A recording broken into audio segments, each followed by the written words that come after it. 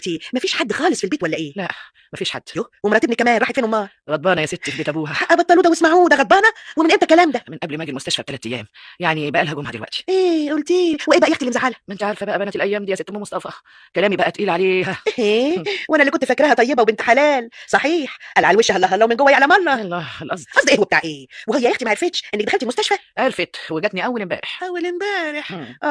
فيها الخير. هي مش كان حقها تفضل جنبك على طول في ظرف زي ده؟ اما ما عندهاش ذوق صحيح، اقل ما فيها ترجع بيتها عشان تخدم جوزها بدل ما هو قاعد لايص بطوله في الشقه. هي حره يا ام مصطفى. طب يا اختي كمال ابنك سكت عليها كده ليه؟ كمال يا عين امه اتلخم فيا وبقى مش عارف راسه من رجليه. ابن حلال، ابن حلال مصفي حنين زيك بالظبط. هو في حد زي سي كمال ذوق وادب ولا لسانه اللي بينقط سكر؟ ابن حلال اهو جه اهو.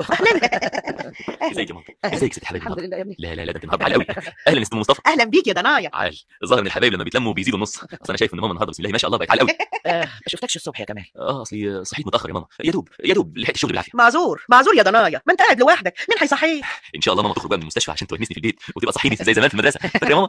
فاكره لما كنت تقوميني وانا نايم عشان اروح اغسل وشي او اروح اغسل وشي وارجع انام تاني؟ يا ما عذبتني وانت صغير يا كمال. لا بس افتكر دلوقتي وانا كبير لا. اسم النبي حارسك وصيدك يا سي كمال، ده انت يا اخويا الادب والذوق كله. قال يا ماما الكلام ده صح ولا ايه؟ ربنا ما يحرمني منك يا ابني ولا من دخلتك عليا. الله، هي اميره ما جاتش النهارده؟ لا يا ابني ما جاتش. ده كلام ده ما جيش ده ايه؟ وازاي ما جاتش؟ هي مش عارفه الواجب اللي عليها ولا ايه؟ خليها يا ابني براحتها، كل واحد له ظروفه. براحتها ده ايه يا ماما؟ الله، هو في اهم مني في الظروف دي؟ انا يا اخويا لسه بقول لها الكلام ده. طيب بس لما اشوفك يا ست اميره. نعم انا جيت اهو. ازيك النهارده يا ماما؟ الحمد لله يا بنتي. ازيك يا ست ام مصطفى؟ اهلا يا حبيبتي، اهلا بالحظ يا ضنايا. تسلمي يا ضنايا من كل راضي. مش النهارده احسن يا ماما؟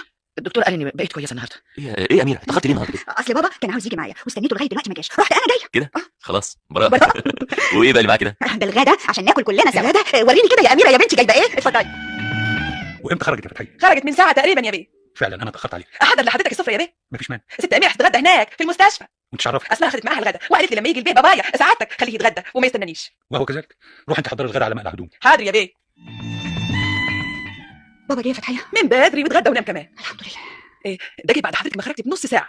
طيب يا فتحيه اعملي لي شاي بسرعه عشان دماغي تقيله قوي. بقول لك ايه، ما اعملكيش احسن كوبايه ليمون وتاخدي معاها اسبرينه؟ معقول برضه؟ حتى ده مشوار المستشفى متعب قوي. تعيشي جنبي يا ست اميره. مش خلاص لبست يا ماما؟ احسن تكسر على باب المستشفى. وانت خلاص دفعت فلوس المستشفى. امال ورضيت كل البنات الممرضات. ايوه يا ابني الحقيقه الولاد دول يستاهلوا كل خير. كنت اول ما اضرب الجرس الاقيهم قدامي بدل الواحده 2. ما انا كمان شكرتهم طبعا. طيب يا حبيبي يلا بينا. مفيش حاجه ناسياها؟ لا اكيد. لا حطيت كل حاجه في الشنطه. طيب